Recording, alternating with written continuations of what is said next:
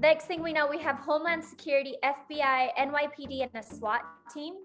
And I remember turning to Jenny and Lisa and being like, Jen got us strippers and their outfits don't even match. Welcome back to Housewives Nightcap. We have another week for you guys, and we are welcoming the beautiful Rose straight from Salt Lake.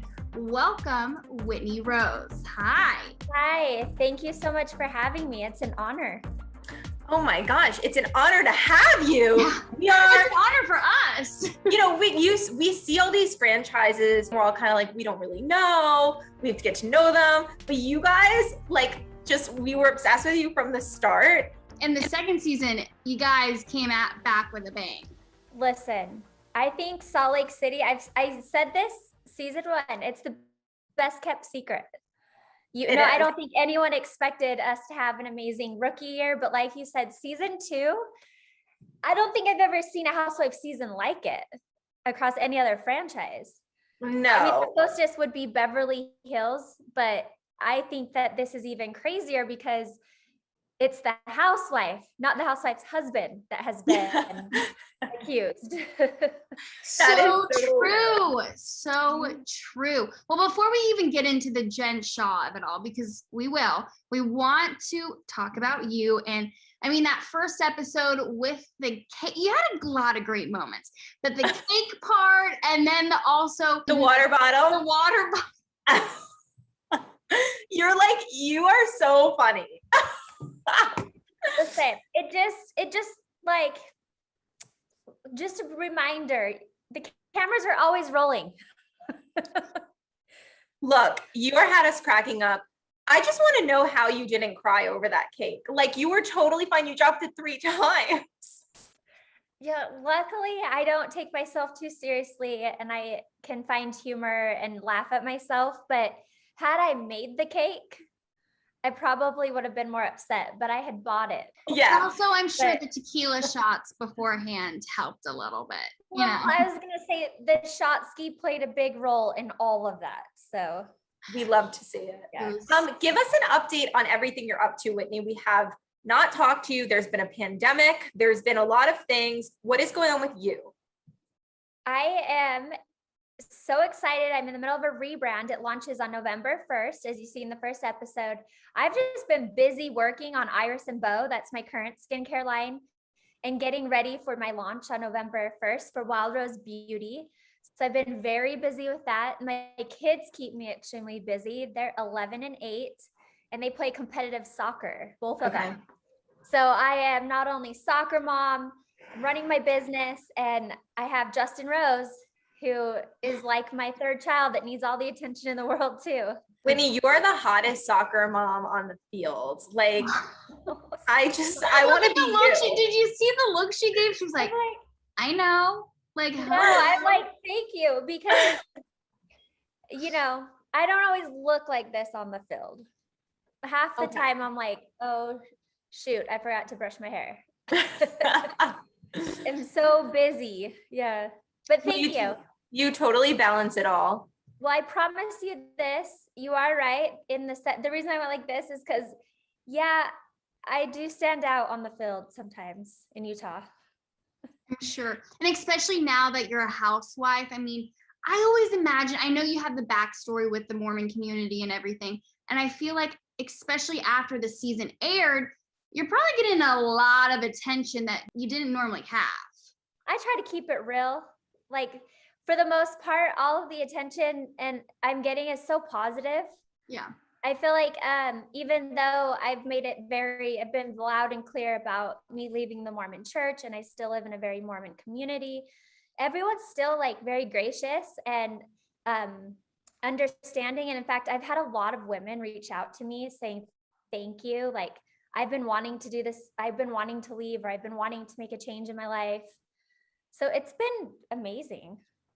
That's awesome to hear. Like, if you can help inspire. Yeah, of course there's always haters, but if you're able to turn your time on Housewives into like a very positive thing, because normally, it's like fashion, drama, all that stuff, but if you're actually helping other women, that's amazing. Yeah. So you guys got a new addition to the cast this season, Jenny.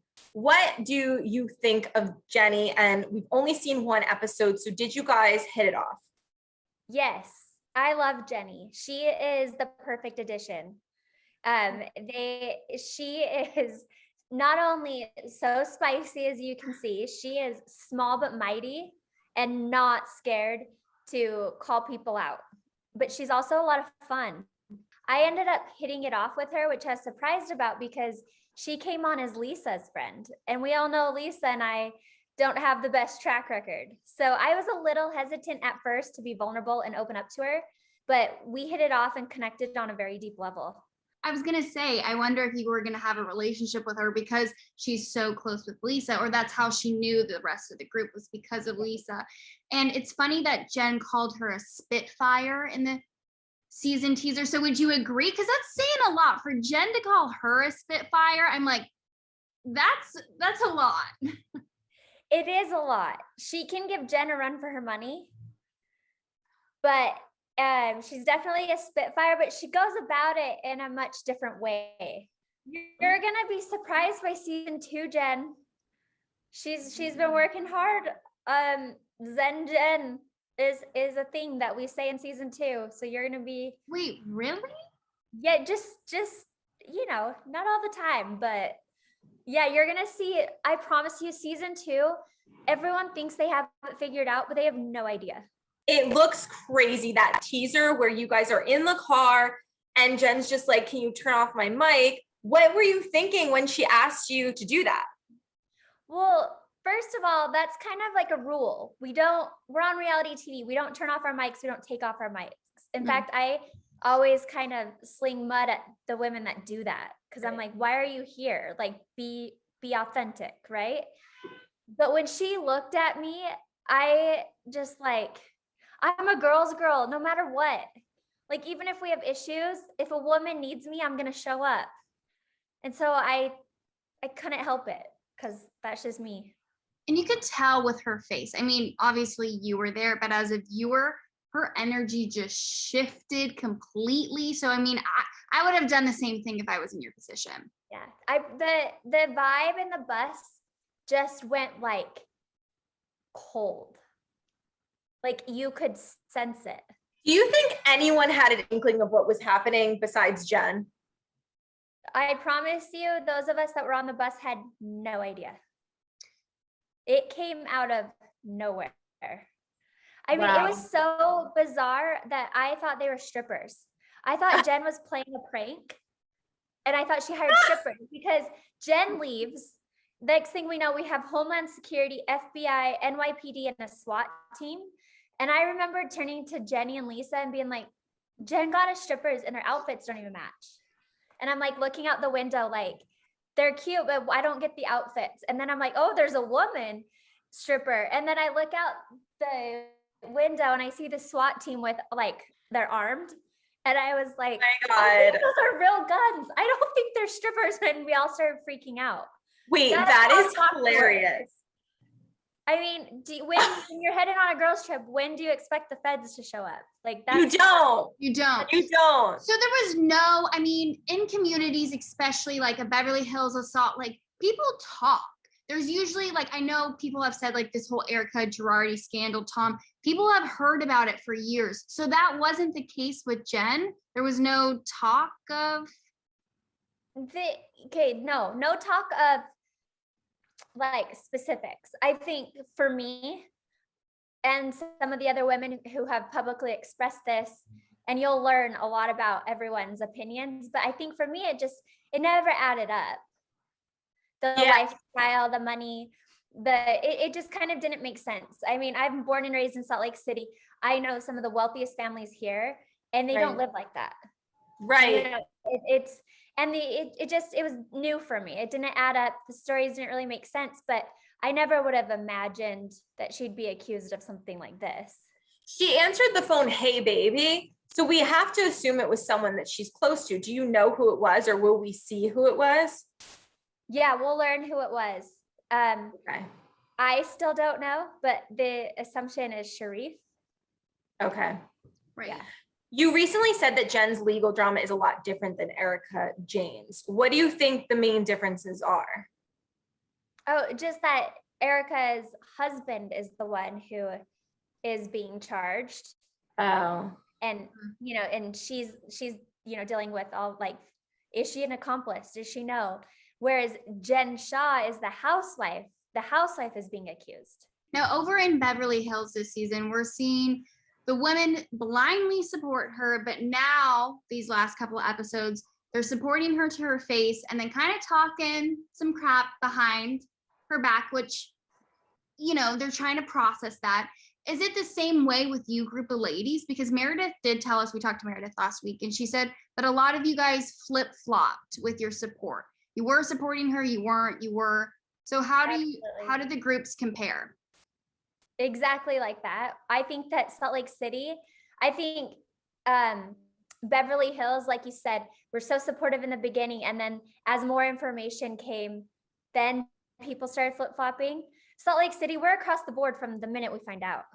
1 minute we're for Jen, 1 minute we're against Jen, 1 minute we're like, I don't know, what does this mean? I think Meredith is absolutely right. We all flip-flopped. I think Meredith is the only one that stood true to, yeah. What about Heather though? Because Heather, you're so close to Heather. We love Heather. And she, we watched her and Jen have this really tumultuous relationship last season. This season, Heather in interviews has been saying right now she is just being her friend. Does Heather at any point suspect this could be true?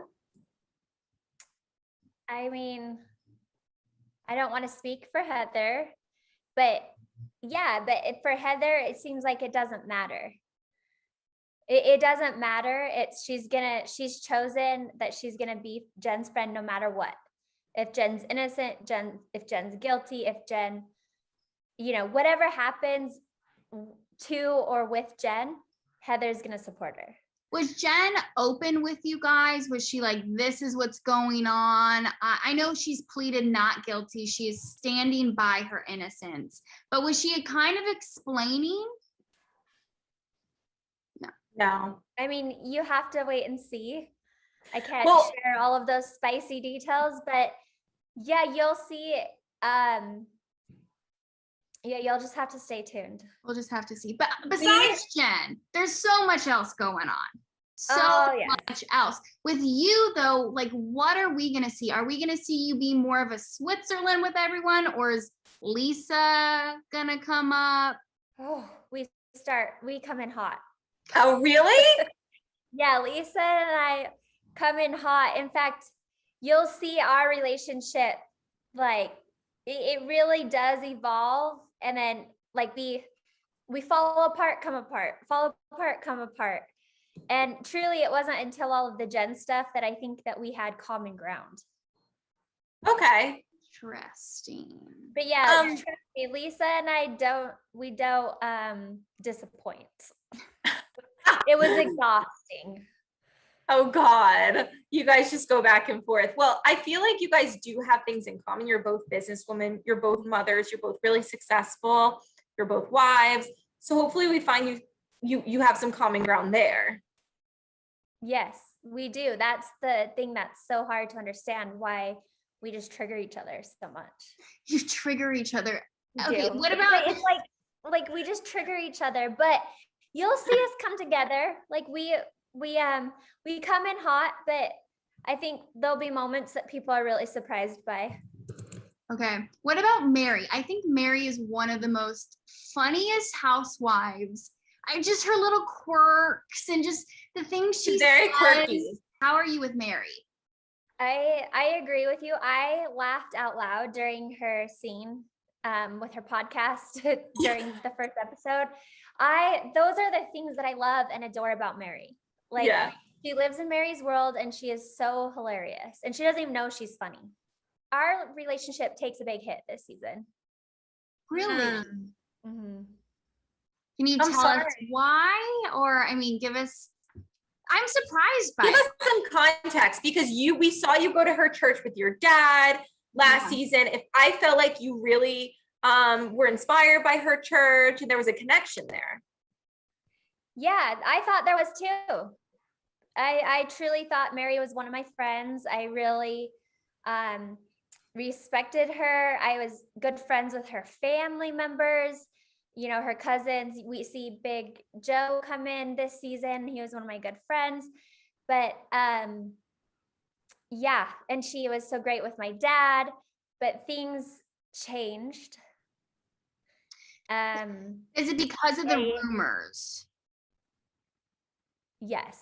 Okay. So you have to understand this. Those rumors have been circulating for years. It wasn't a surprise when I heard them. I've heard them before. It's all over the internet. When we started season 1, all of that came up. Right. I never So once before the show, it was a rumor. It was, but I did not like it's kind of like the Mormon church is a cult. We're like, most churches could probably be called a cult, right? Yeah. So I never never really gave it any concern. And as Mary's friend, I felt like it was my job to not go there, to not look into it. Just turn my head. Don't acknowledge it, block and delete these people who are reaching out to me. And that's what I did for Mary. But season 2, it became very hard because these people started coming into our lives and reaching out to us. And it was a lot. That is so stressful. Like, honestly, I've been in that situation too with a friend. I'm a girl's girl like you. So I support women no matter what until I'm like kind of forced to have to look at things. So I totally get that. I mean, accusations of the church being a cult is kind of big. Yeah. So after hearing out from these people, obviously dealing with Mary this season, what is your stance on those rumors now? I think that you just need to watch. We will. Don't worry. We will be watching. Don't worry. We will be watching because I think you'll just, to be honest, I'm still processing it. Mary won't speak to me. So I unfortunately don't have the opportunity to like talk to her about it. And that's like Emily's saying, like, that's the type of friend I am. I will go put out the fires and then shut the door and be like, girl, what is going on? Like, why are they saying? But she never affords me the respect of that conversation. So it's been hard. It's hard not to believe it when you can't really get an answer on the other side. But I still support her. I still love Mary. Yeah.